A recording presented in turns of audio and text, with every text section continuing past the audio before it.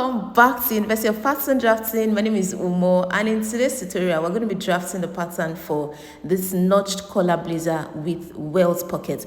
This is a very easy method of drafting your blazer pattern with notched collar, and it's very accurate. It's going to give you accurate results. So let's get right to it. So first off, what we're basically going to be doing is pattern manipulation. So this is our basic bodice pattern, and this is what we're going to be manipulating to create our blazer pattern. So here you can see me just tracing this out. Once I'm done tracing it out, I'm going to go ahead and mark my bust point, under bust, and then my waistline as well. This is a size 14 basic bodice pattern. I'm drafting this pattern for a client in size 14, UK size 14, and the length that I use is 27 inches. And this is my back pattern as well, that I'm drawing out the bust point, under bust, and the waistline. I'm actually still going to use marker to draft so you can see it clearly. Now this is my shoulder that I'm going to go ahead and work on. On this basic bodice pattern, there's already seam allowances, so I'm eliminating the seam allowance at the shoulder seam of the back. I'm going to do the same for the front as well. So having done that, I'm raising my back shoulder by 1/4 of an inch and extending it also by 1/4 of an inch, and I'm just going to connect that back to the neck edge and then use my armhole curve to connect that back into the arm side. Now the essence of this slight adjustment that I did is because of the shoulder part. I just want that shoulder to be a bit more structured. I'm going to go ahead and do the same for the front as well. Raise by 1/4 of an inch, extend by 1/4 of an inch, connect it back to my neck, and then connect that back into my arm side. Now I'm just going to go ahead and mark my bust span line. Remember I said this is a UK size 14. So the bust span measurement that I'm using is 4 inches, which is what you can see me marking from the center front. So I'll mark that on the bust point line, I'll mark that on the hem line as well, and connect it using a straight line. Now remember, this is a blazer and it's going to be worn over another garment, so you need it to have a bit of ease. You don't need it to be so tight. So by reason of that, the dart on the basic bodice pattern that I used is actually 1.5 inches, but because of the fact that we need a bit more ease, we're going to be using 1 inch for the dart at the waistline. So on the waistline, I'm marking 3/4 of an inch towards the side seam and 1/4 of an inch towards the center front, and I'm going to go ahead and connect that to the bust point. Again, the length of my dart after my waistline is 5 inches. So I'm just marking that 5 inches, and I'm just going to go ahead and connect it so I can form like a pyramid shape. Now, the dart at the arm side area is very important. I mean, this is a UK size 14. It's a large size. So that dart is important to take care of that gaping that usually happens on the arm side area for plus sizes. Remember, this is a very, very basic bodice pattern. It had a dart at the arm side area if you noticed initially, so we need to put that dart back. So I'm just connecting that line, and then I'm just going to finish off my dart. Now another thing I wanted to mention is, remember that the front bodice length is always longer than the back bodice length. So by reason of that, we need to superimpose a side dart, which is what you can see me doing. The disparity for this size is 1.25 inches. That's what you saw me marking. And all of these areas that I'm shading are darts. Now I'm going to have to mark my button wrap. For my button wrap is 1 inch from the center front, and it's going to stop where my break point is. Now your break point is where you want the button of your blazer to sit. For me, I want mine to be 1 inch above my waistline, which is what is actually in the picture the client sent. So I'm just marking that 1 inch from my waistline, and then also connect that to the 1 inch from my center front. So this way I have created my button wrap, which is this line that you can see me rolling out. Now let's move on to the collar area. On my collar area, from the edge of my collar, from the edge of my neckline, I labeled that portion A. From A, I came outwards on that shoulder seam line by 1 inch, and I'm going to label that point B. So this is point B.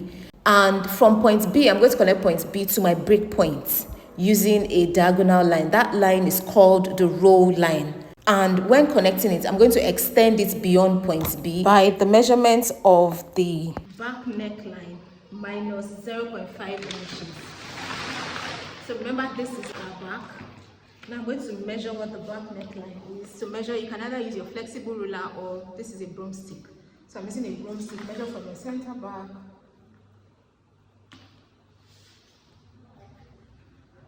all the way around.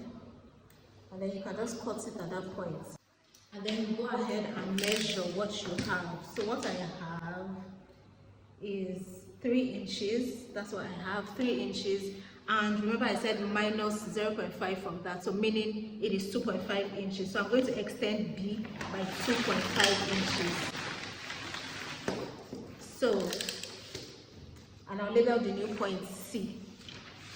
So B to C is 2.5 inches, which is what I have marked. The next thing is to measure C to D. Now C to D is measured backwards. So I'm going to use my set square. Place the set square on the row line so that I can get a straight line there. So this is where, so I'll extend this by 1 inch. So this is 1 inch. Now connect D to B using a broken line. So this is D to B. Connect that using a broken line. Just use your ruler. Connect this D to B. This method is very easy.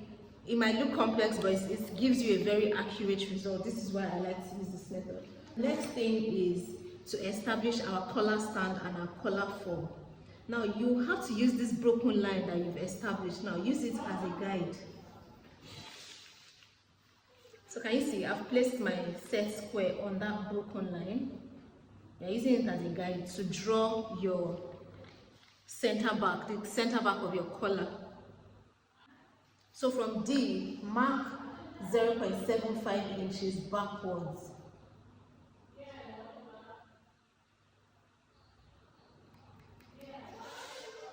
And label that E. So D to E is 0.75 inches measured backwards. Now D to F is 2 inches measured forward, still using the broken line as a guide. And then mark that forward. So I have to measure my 2 inches and this, and I'll label this F. This is where my 2 inches sits. So E to F should give you 2.75 inches. Now the next thing is to use your French curve to connect E to A. So you're connecting E to A using your French curve. It's a slightly curved line. The next thing is to use your set square to square down F. Now when you're squaring down F, you can use your line EF as a guide.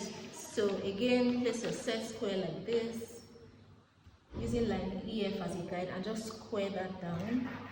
Next thing is to extend your, remember this is your center front. Now extend that your neck depth line using your center front as a guide as well. So you can see I've used my center front as a guide and I'm extending this line. I should actually use marker to draw this so that this is clear.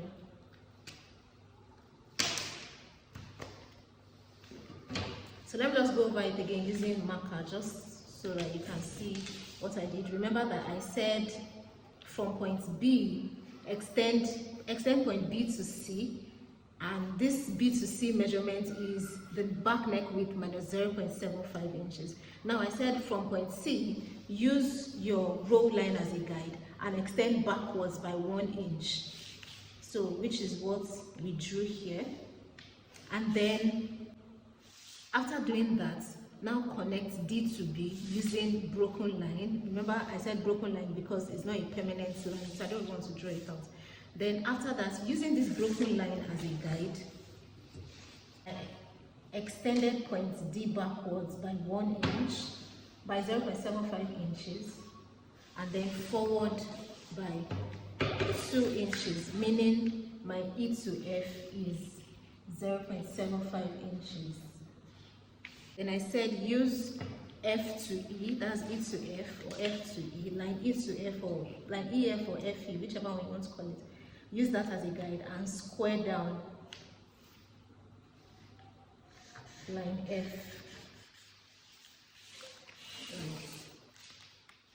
Then I had said just connect point E to A using your French curve. So this is basically what we have. So using your center front as a guide, extend the neck depth lines 2.5 inches.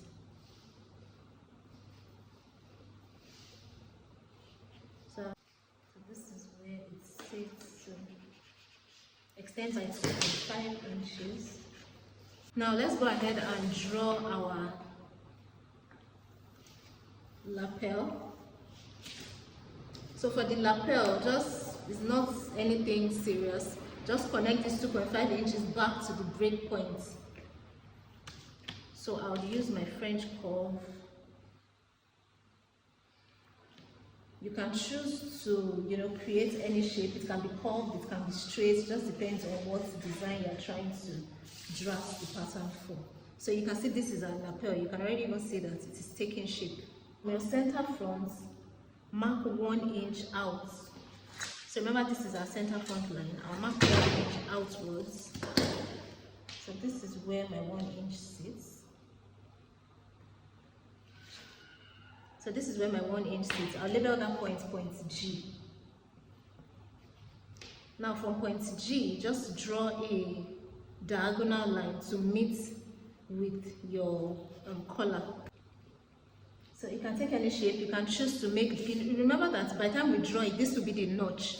So you can choose to make it take any shape. Maybe come downwards, go upwards, just depending on what your design is. But this is what I have chosen to do. And then I'll connect it back to my collar. I hope you can see this. So this portion is what is called the notch. That's why it's called a notch collar. This is basically what the collar looks like. Now you can decide to, for this FE, this point FE, you can decide that it should be cut on fold, or you can decide to cut two. But this is the collar, this is the bodice. Now let's go ahead and complete our jacket. Remember I said this is a jacket, so it's going to be worn over another garment, so it shouldn't be so fitted. The waistline of size 14 is 34, which is 8.5 plus 1 inch seam allowance, that's 9.5. So the waistline, we should have 9.5 on the waistline. However, because we want a kind of loose fit, so I would add a 1/4 of an inch to that, meaning 9.75 inches, which is what I'm going to mark on this waistline.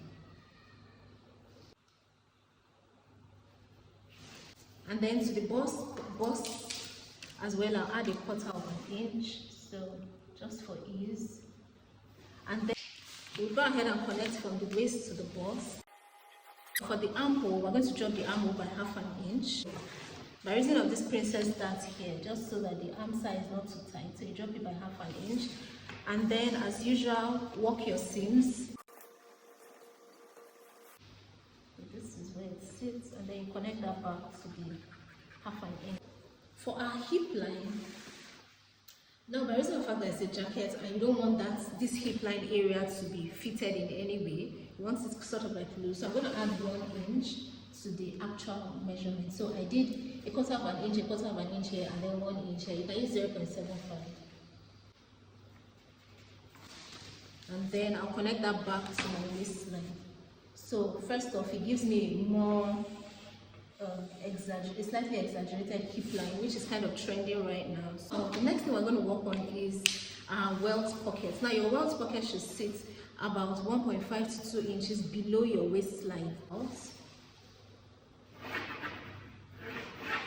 This is where our welt pocket is going to sit. For the shape of the center front hem area of the jacket, you can just use your pattern master to curve it like this. So can you see this new shape that we have? This one is no more there. This is the new shape. For my neckline, for this collar and the bodice, there should be a notch here, just so that when they are stitching, they can match the notches to know how the patterns should sit, how the pattern pieces should be assembled. And then when I'm done, I'm going to add 0.5 inches. I'll add my 0.5 inches back to my shoulder width.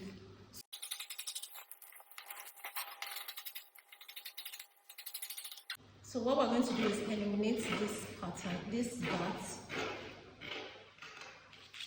by cutting this open.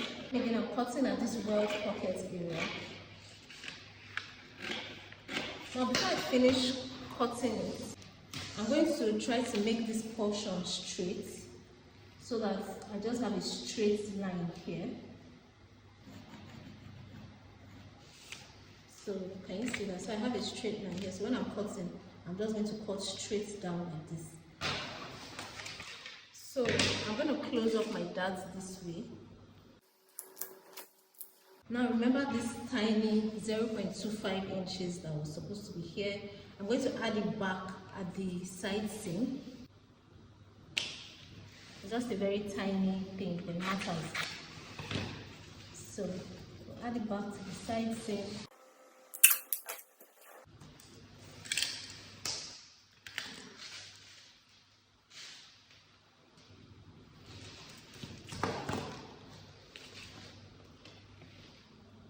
And then I'll connect it back to the waist because that's kind of like the shape it was. This is what I have now. Now, for this dart at the skirt area, because we're going to eliminate this dart completely. That's for this, not the skirt area, sorry, the bottom area. We're going to eliminate this dart completely. So I'll measure what the width of the dart is, and I'll take it out from the side seam. So remember that the width of our dart was 1 inch. So I'll mark that 1 inch and take it out from the side seam. So as much as possible, when you're drawing it, try to sort of like ensure that where you connect it back to the side seam is sort of like where the dart ends, so that you're not taking out more than you should. So this is basically what it looks like.